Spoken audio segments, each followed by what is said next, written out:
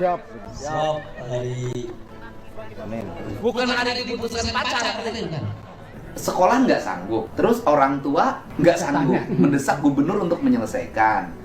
Senasib dengan cita Presiden Prabowo adalah pendidikan bagi mereka.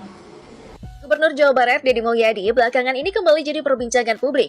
Sosoknya memang sering menarik perhatian, terutama karena aksinya yang kerap turun langsung ke lapangan.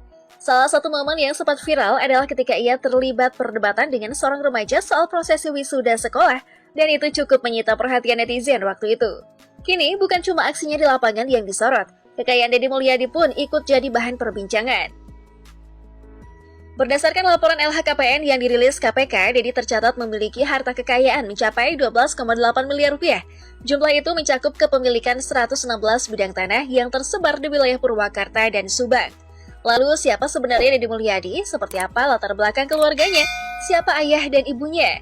Yuk mari kita kupas lebih dalam soal silsilah keluarga Deddy Mulyadi. Nama Deddy Mulyadi sudah tak asing lagi di panggung politik Indonesia. Ia memulai langkah politiknya sebagai anggota DPRD Purwakarta untuk periode 1999 hingga 2004. Melalui Partai Golkar, karirnya terus menanjak pada tahun 2003. Deddy dipercaya menjabat sebagai Wakil Bupati Purwakarta dan kemudian naik menjadi Bupati Purwakarta selama 2 periode, yakni pada 2008 dan 2013.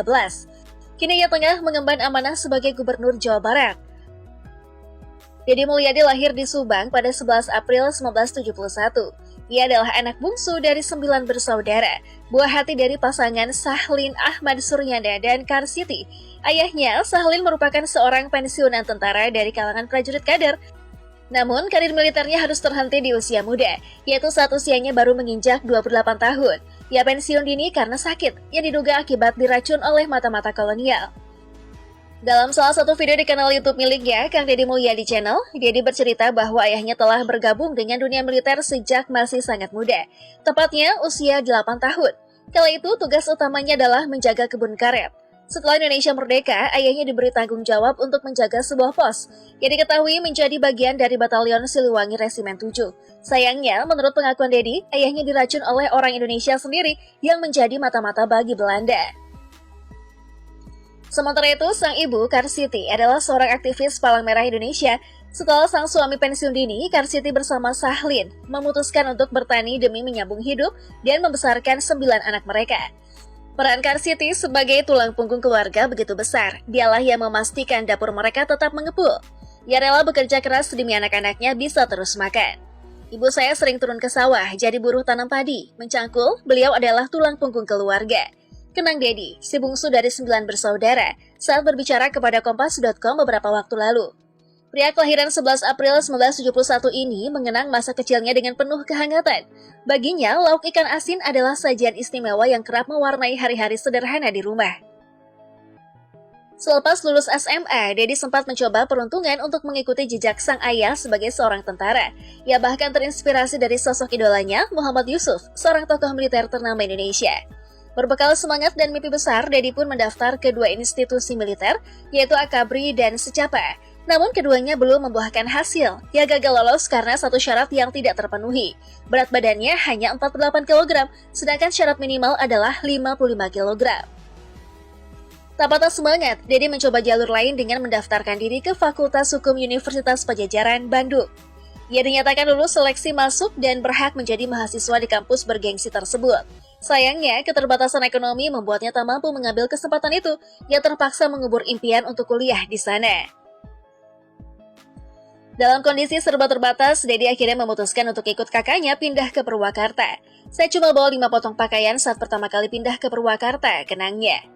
Di kota itu, mereka tinggal di rumah kontrakan yang nyaris ambruk. Hanya ada 1 kasur di rumah itu.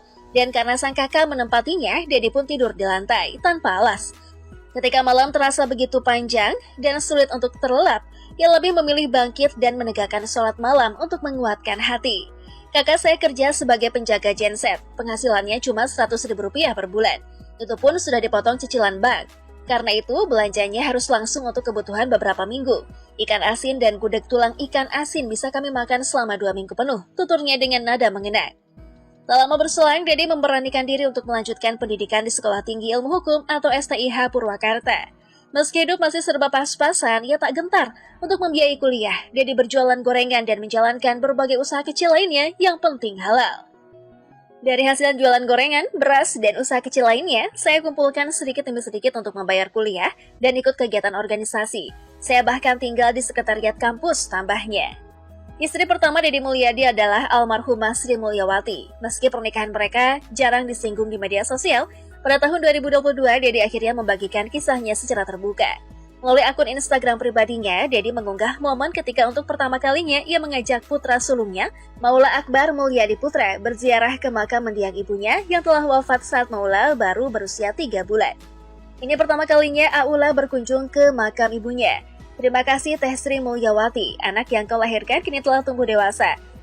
Semoga bahagia di alam keabadian. Al-Fatihah. Amin. Tulis Dedi sambil menyertakan foto menyentuh yang memperlihatkan sang anak mencium nisan Sri Mulyawati. Setelah kepergian istri pertamanya, Dedi kemudian dipertemukan takdir dengan Ane Ratna Mustika. Pertemuan mereka terjadi di rumah dinas Bupati Purwakarta, tempat pamannya Ane, Bunyamin Dudih, menjabat sebagai bupati kala itu.